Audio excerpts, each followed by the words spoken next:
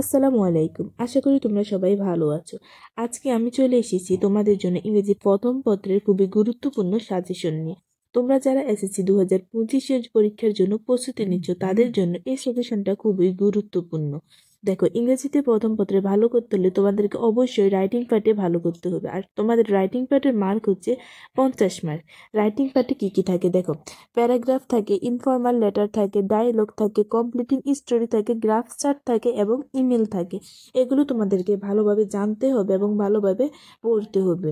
তোমাদেরকে বানিয়ে লেখার অভ্যাস গড়ে তুলতে হবে। অনেক সময় দেখা যায় যে প্যারাগ্রাফ কমন পড়ে না, কমপ্লিটিং স্টোরি কমন পড়ে না, সেগুলো তোমাদেরকে নিজে থেকে লিখতে হবে।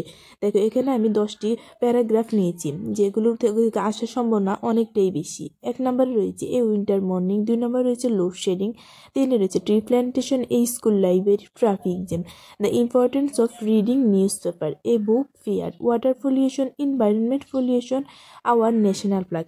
এগুলো খুবই ইম্পর্টেন্ট।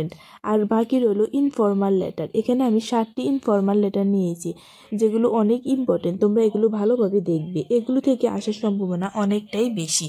এবং তোমাদেরকে পরের পার্টে দেখাবো ডায়লগ।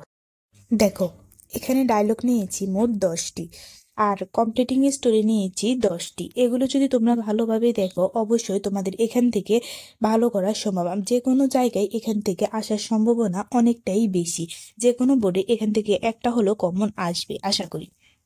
দেখো, 1 নাম্বার ডায়লগ এবং 2 নাম্বার ডায়লগটা তোমরা ভালোভাবে পড়বে, এবং 6 নাম্বার ডায়লগটাও তোমরা একটু ভালোভাবে দেখে রাখবে, 4 নম্বরটা ভালোভাবে দেখে রাখবে, আর রইলো 7 নাম্বার, এটাও একটু ভালোভাবে দেখবে। এগুলো থেকে দেখলে আশা করি অনেকটাই কমন পড়ে যাবে। যে কোনো বোর্ডে এখান থেকে একটা আসার সম্ভাবনা অনেকটাই বেশি। আর রইলো কমপ্লিটিং স্টোরি।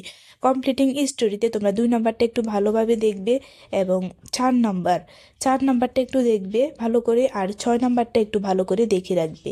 দেখো, এগুলো থেকে আসার সম্ভাবনা অনেকটাই বেশি। তারপরে রবার্টের এটা একটু দেখে রাখবে। 8 নাম্বারটা, এগুলো থেকে যদি তোমরা ভালোভাবে পড়ো তাহলে তোমাদের আশা করা যায় এখান থেকে কমন চলে আসবে। আবার পরের স্লাইডে দেখো, গ্রাফ অ্যান্ড চার্ট। এখান থেকে তোমাদের নিয়েছি 10টি এবং ইমেল নিয়েছি 10টি। এখানে 1 নাম্বার রয়েছে, 1 নাম্বার থেকে 10 নাম্বার পর্যন্ত তোমরা সবগুলি ভালোভাবে দেখবে। যদি এখান থেকে ভালো করে দেখো আশা করা যায় এগুলো থেকে তোমাদের কমন চলে আসবে, এবং 5 নাম্বারটা একটু ভালোভাবে দেখবে। আর রইলো ইমেল।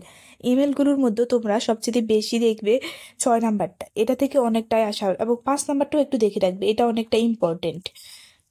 আশা করা যায় এগুলো থেকে তোমাদের কমন চলে আসবে। ধন্যবাদ।